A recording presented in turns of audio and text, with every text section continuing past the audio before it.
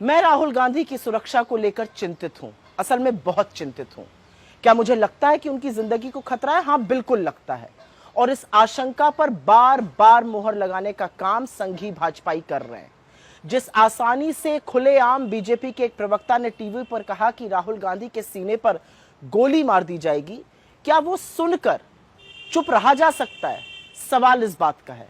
सवाल इस बात का है कि ये पहला भाजपाई नहीं है जो इस तरह की बात कह रहा है। इससे पहले इन्हीं सिरफिरों में से एक ने उनकी जुबान काटने की, किसी ने उनका सिर काटने की परिणाम घोषित किया था, किसी ने इंदिरा जी की कायराना हत्या का भी हवाला दिया था। तो ये बार बार भाजपाई इस तरह की बात करते हैं और इनमें से एक के खिलाफ भी बीजेपी कोई एक्शन नहीं लेती है। उल्टे ऐसे नफरती दरिंदों की पदोन्नति होती है पार्टी के अंदर।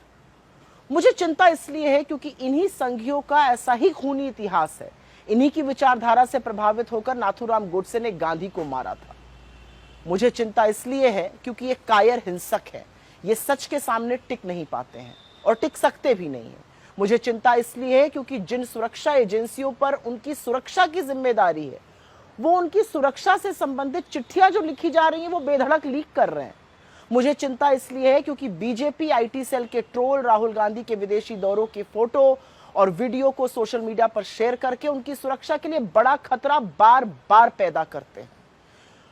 लेकिन मुझे सबसे ज्यादा चिंता इसलिए है क्योंकि राहुल गांधी ने इन लोगों की सबसे दुखती नब्ज पकड़ ली है और वो दुखती रग है वोट चोरी। कैसे लोकतंत्र में चुनावों के साथ लगातार खिलवाड़ करके सत्ता हासिल की जा रही है और राहुल जी ये पुख्ता सबूतों के साथ देश को बता रहे हैं। दिक्कत तलब बात यह है कि उनके सबूत, उनका बताया सच आज घर घर पहुंच गया है और वोट चोर गद्दी छोड़ का नारा देश भर में गूंज रहा है। मुझे चिंता इसलिए है क्योंकि हमने अपने नेताओं को हिंसा के चलते खोया है। मुझे चिंता इसलिए है क्योंकि 14 साल के राहुल गांधी ने अपनी दादी को 32 गोलियां झेलकर इस देश की एकता के लिए शहीद होते देखा और महज 7 साल के अंदर अपने पिता के शरीर के चिथड़े उड़ते हुए देखे क्योंकि उन्होंने आतंकवाद के खिलाफ घुटना टेकने से मना कर दिया था। और इसलिए हमें चिंता है, इसलिए हमें चिंता है क्योंकि राहुल गांधी आज इस देश का भरोसा है, सच की वो आवाज है जिन्हें कोई ताकत चुप नहीं करा सकती।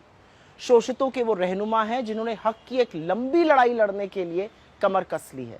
गरीबों को वो गले लगाते हैं, ढांढस बंधाते हैं और इसीलिए राहुल गांधी हर किसी को अपने से लगते हैं। वो आज लोकप्रिय नहीं है, वो आज जननायक है, निडर है, अडिग है, बेखौफ है और इसी से बीजेपी को दिक्कत है।